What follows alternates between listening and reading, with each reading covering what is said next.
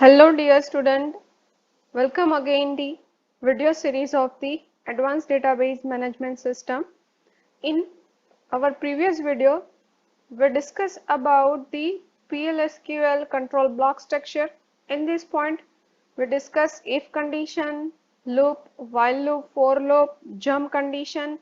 Also, we seen the implementations of all the control structures in Oracle. Okay. Today we will discuss about the exception handling, which is the one of the advantages of the PLSQL block compared to SQL. Exception handling. Exception means runtime error can be handled in some useful way rather than getting the system specific message and terminating program directly. It is called as exceptions handling. When we write some code in Oracle or SQL, then we got some error and automatically terminate our program. Instead of this, any runtime error can be handled by the user or inbuilt implicit exception handler.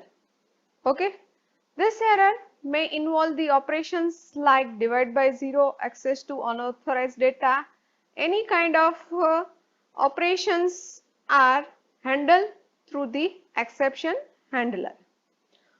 A block of code that attempt to resolve the exception is known as exception handler. Which block handle the exception portion? This block is known as exception handler. Okay, in PLSQL block structure, there are the first of all declaration section, which is optional part.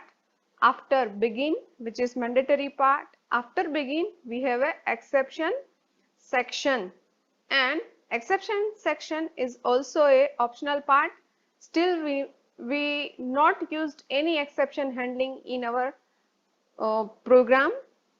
After that exceptions, we have a and, which is mandatory part. So, the exception sections known as exception handler. The following diagram show the exception handling. Built-in exception handler, how it is worked. First of all, our code available in PLSQL block. After in PLSQL block, checking for exception handling section is available or not. If exception section is not available, then default exception handling can be executed and our program is directly terminated. If exception section is available, then code available to handle the exceptions. If yes, then user defined exception handler also available. If user defined exception handler is not available, then default exception handling can be executed and our program will be terminated.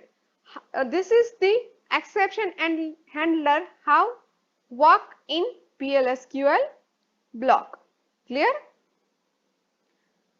Types of exception. There are two types of exception available in PLSQL: predefined exception and user defined exception. Sorry. Just name suggests predefined.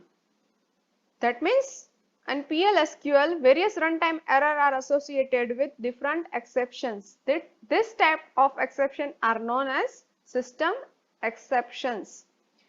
If we define, for example, account ID is a primary key, then it is not allowed to enter a duplicate value.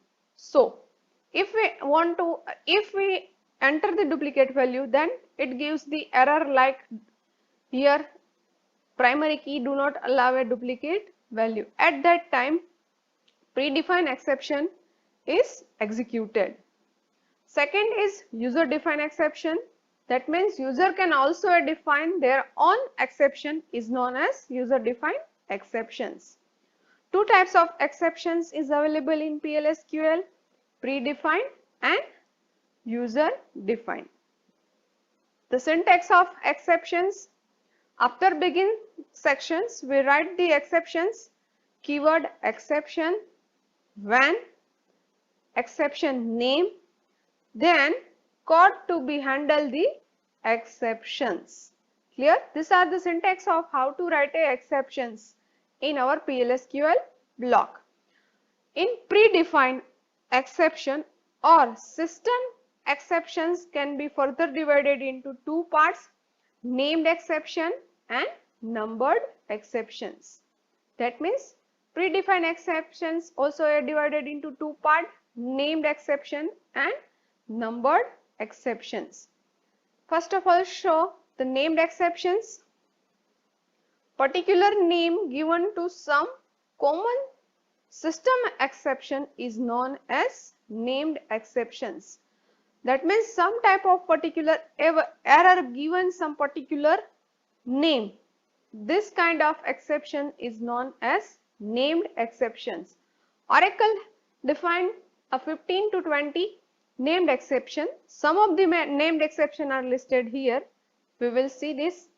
These are the total 11 named exceptions, and when this exception is raised, first of all, invalid number.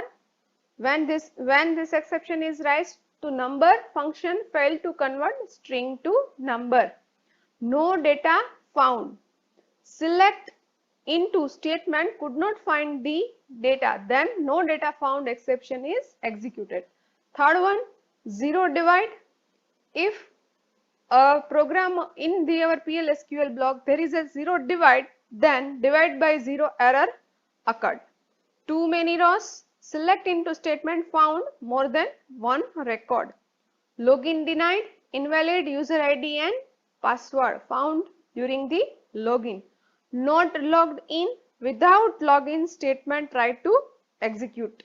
Invalid cursor. A cursor cannot be open and it is attempt to use. Program error. PLSQL found some internal problems. Duplicate value on index. That means duplicate value found in the column defined as a unique or primary key. Value error. Error occurred converting during the data and others. Okay. In this named exceptions, depends on our code which named exception we used in our program. Clear? User defined exceptions. User can also define their own exceptions known as user defined exceptions. When user want to define exceptions, then it can be used to validate some business rule like balance for any account should not be a negative. User defined exception need to be declared, raised and handled explicitly. Second predefined exception is numbered exceptions. Thus exceptions are identified by using negative signed number such as -1200, -1, -1400. Many kind of numbered exception is available. Oracle defined more than 20,000 number exceptions, but here the named exception can also be associated with the numbered exceptions. Here numbered exceptions cannot be directly executed, so the numbered exception can be bind into some particular name. Okay. Handling a number exceptions. A when closure is executing, a handling section required to character string representing an exception name. So, the numbered exception cannot be handled directly by the named exception. So, we need to bind number exceptions into particular any exception name. Okay. To handle the numbered exception, we need to be bound with some name. This binding is provided into declaration section. Before used the number exceptions, we must be bound with some name. After we use the number exceptions. Okay. See, there are the syntax of numbered exception, declaration section. In declaration section, we declare exception name, after that exception keyword, pragma exception init, exception name, error number, begin section, exception with when clauser, again exception name, then code to be handled, and last is end with forward slash. Just here exception name is declared in the declaration sections, pragma exception in it. Let us see, a pragma is called to precompiler that binds the numbered exception to some name. Here see the syntax, pragma exceptions. What is the work of pragma? Pragma is called to precompiler to bind error number into exception name. For example, my exception name is exe and my error number is -140, then -140 bind with exe.